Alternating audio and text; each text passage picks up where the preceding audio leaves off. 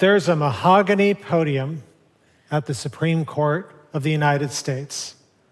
One person died there mid-argument, the stroke. Another collapsed there, dying soon thereafter. That's the podium. It also happens to be where I practice law, the most powerful court on earth. 9 minds ready to attack, and you stand 10 feet away from them. There are no prepared speeches in this court. Instead, 50 questions thrown at you in 30 minutes. I'm making hundreds of decisions in real time. Every argument I choose to make or not make. Every word, every pause, every tone. There are no rewinds. Flinch, and the justices pounce. That's my courtroom, but each of you has something like that. A place in which words matter. The right words can win, and the wrong words, a huge difference. 5 months ago, I stood before that podium asking the Supreme Court to do something it had never done in its history. Declare a president's $4 trillion signature initiative unconstitutional.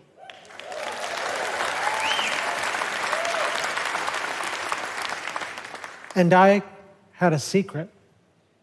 April 2nd, 2025, the president dusts off a 1977 law and imposes tariffs on virtually every country on earth. No congressional vote, nothing like that whatsoever, just his word. And here's what's at stake. If the president can command the global economy by yelling emergency, what can't he do? Checks and balances don't just bend, they break. I was hired to kill it. Legal scholars, commentators, my own colleagues said it was impossible. They said the president has nominated 3 of the justices on the court, and 3 others were appointed by Republican presidents. They're not going to go against their president, they said. I thought that was wrong. But the real problem was that the Supreme Court never in its history, in 237 years, has declared a signature initiative of the president unconstitutional. I was hired to do what no lawyer had done in 237 years. My first thought, hell yes. My second thought, what in the world is wrong with me? People have died at that podium, and I'm about to tell the world's most powerful man he can't do what he just did? I had the self-preservation instincts of a moth near a bug zapper. So for months, I prepared for the argument of my life. 3 weeks before that argument, one of my own teammates decided to try and take me down so that he could argue the case. He campaigned, he lobbied, he made calls.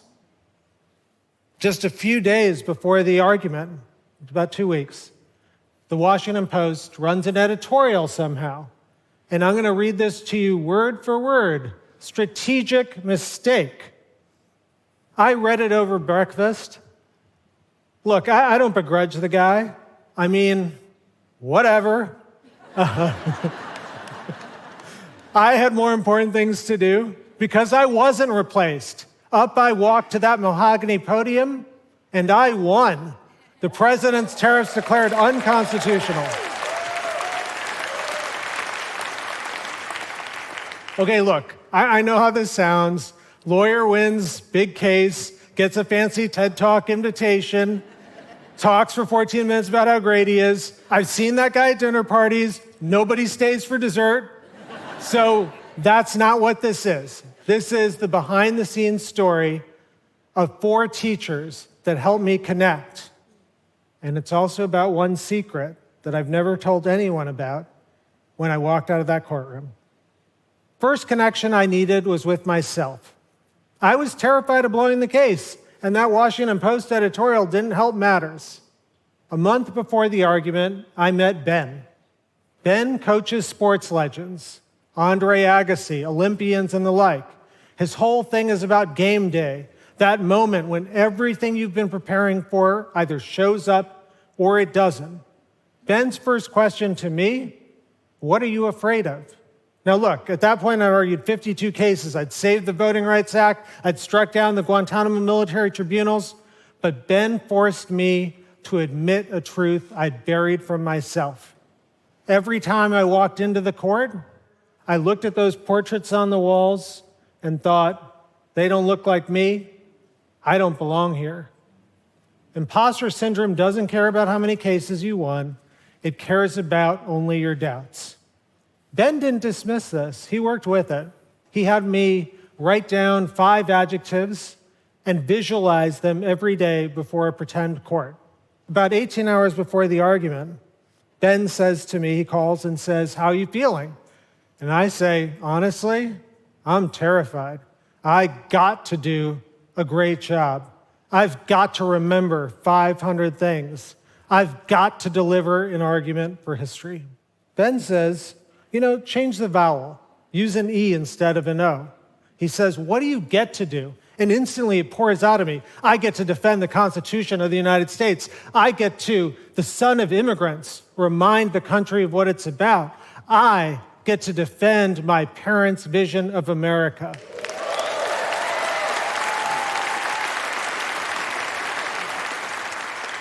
One letter, the terror didn't disappear, but it transformed into joy.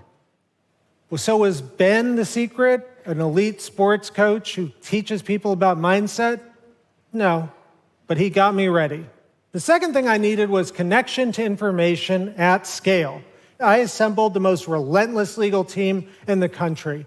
They stress-tested every argument until only the best ones survived. But I needed more. I needed someone who is absolutely relentless. I found Harvey. Harvey reads the 200th tariff case the same way as he reads the first. Honestly, this is my first time using PowerPoint. I've given hundreds of speeches, but I didn't want to use it, but they told me to. So anyway, the picture's not coming up, but that's fine. Don't worry about it. Okay, so let's see. Okay, fine. Okay, good. We're good. A month before the argument, Harvey told me that I should expect a question from Justice Barrett about license fees, and the yellow is what Harvey told me to predict, and blue is what Justice Barrett actually said at the argument. It's almost verbatim. So Harvey taught me peripheral vision, the idea of if you read a lot, you can see patterns and come up with stuff and anticipate the angles of attack before it arrived. So was this secret a team of relentless lawyers who never slept, who pressure tested everything? Closer, but that's not it either. The third thing I needed was the hardest, and it's something we've been talking about today, connection. Here I needed to connect with 9 very skeptical legal minds, and to do so in real time. Enter Liz, my improv coach. What does improv have to do with the Supreme Court of the United States? Everything. Liz's secret, Neal, you need to actually listen. Actually listen. She taught me to quiet my own thoughts and to trust myself to come up with the words after the other person had spoken. That's the essence of yes and. Absorb the question and then build on it. When the justices attacked, I validated their concerns and then bridged back. The interrogation became a dialogue. The room's energy flipped. This power, as Justice Gorsuch said, as Justice Barrett said, is going to be stuck with us forever. Justice Alito, I think you've said many times the purpose isn't what you look at. You look to actually what the government is doing. Thank you, Justice Kavanaugh. So 5 answers on the Nixon precedent. Tariffs are constitutionally special because our founders feared revenue raising, unlike embargoes. There was no Boston embargo party, but there was certainly a Boston Tea Party. Oh, Justice Sotomayor, I wish I had an hour to talk about this with you because this argument by the government is wrong every which way. I wonder if you ever thought that your legacy as a constitutional advocate would be the man who revived the non-delegation argument. Yes, Justice Alito. So, was the secret an improv coach who taught a lawyer to yes and the justices? That would be a hell of a TED Talk, but no, that's not it either. Liz taught me the power of connection. And the fourth teacher, the one who taught me the most important thing, the thing we forget, to connect with yourself. Enter Bob, my meditation coach. Now, I am just about the last person to meditate. I thought meditation was for people who own crystals. I do not own crystals. But way before the tariffs argument, I started working with Bob, and he had me 20 minutes a day focus on a single word. He didn't send an app. He actually rented an apartment a block from the court, and we worked together every day focusing on that word. Bob didn't just give me a mantra, he gave me a weapon. When I walked into court that day, the static was cleared, I was calm, I was dangerous. Was Bob the secret, the crystal-free meditation coach? No. But close, because Bob, like Ben, like Liz, are human. That fourth teacher is not. Harvey is an AI, a bespoke system I've been building with a legal AI company for the last year. And I trained it on every question asked by a Supreme Court justice in the last 25 years, and everything they've written, every opinion, every concurrence, every dissent, every separate opinion. And in that, patterns emerged. It predicted the contours of the very argument I would face. It knew that Justice Gorsuch would ask me about the taxing power. It knew Justice Kavanaugh was going to grill me on tariffs versus embargoes. It nailed Justice Barrett's worry about tariff refunds. And the Chief Justice, it didn't just predict his question, it predicted a possible escape route, how the Chief Justice could vote for us and at the same time protect the institution he had spent his entire career defending. Harvey glimpsed that narrow door. I held the door open. The Chief Justice walked through it, writing a 6-3 opinion striking down the tariffs. Harvey even predicted Justice Gorsuch's separate opinion striking down the tariffs, almost verbatim. Now, I want to be precise about something. I'm a lawyer. Precision really matters. What we were doing was not some trick. We weren't pulling some fast one over on the court when we predicted these things. Because predictability is what we want, especially in courts. A justice who returns to the same principles, case after case, year after year, is a justice with character. Predictability is just consistency made visible. It is in every sense a compliment. What Harvey found in these justices was not weakness, it was integrity. But if I had just parroted Harvey's output, I would have lost the case 10-0, and there aren't even 10 justices. Because AI has a shadow side. When a tool is powerful, you've all seen it, people stop thinking. The computer says so. 4 words, human judgment ends, then people just fold like a cheap lawn chair. The machine thinks, the human just nods, and in that nod somewhere we disappear. My legal team never nodded. Harvey was not some god. It was our sparring partner, brilliant, tireless, occasionally insufferable, but not a god.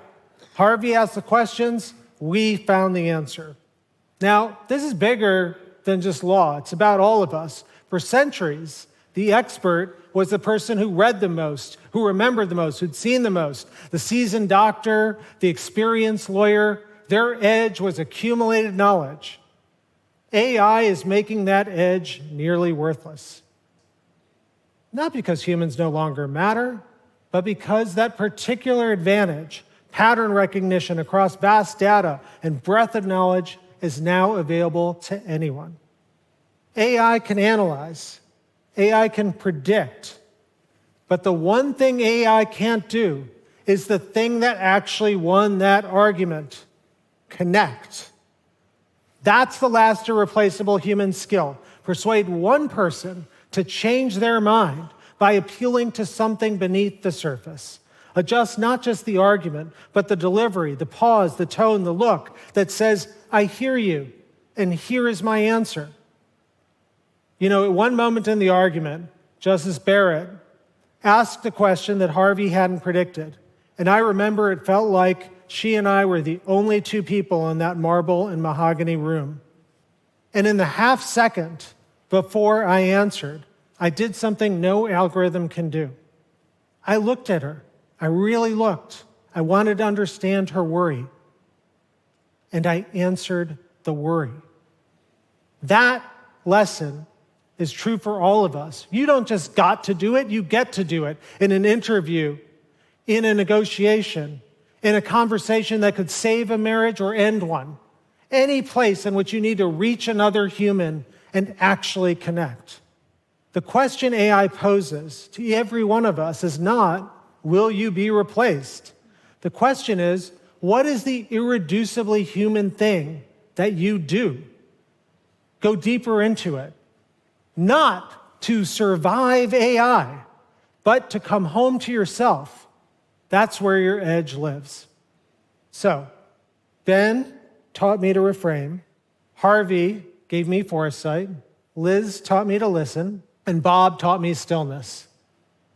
4 teachers, 4 connections, 1 argument. An argument that some have called the most important decision the Supreme Court has made in a century. When I walked into the court that day, I never felt more like I was exactly where I was meant to be. I brought to the podium no mountain of legal notes, just an email from Liz about the power of connection. And on the top of that, in my own handwriting scrawled, my parents' names, my children's names, my wife's name, the people I was fighting for. My father was my first audience. He didn't get to live to see this argument.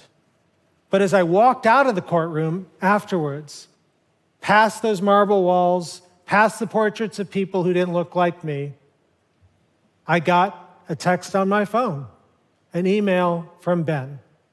So happy for you, Neal. I think your dad was watching over you too. The newest technology, the oldest human wisdom, the most powerful court. I get to do that.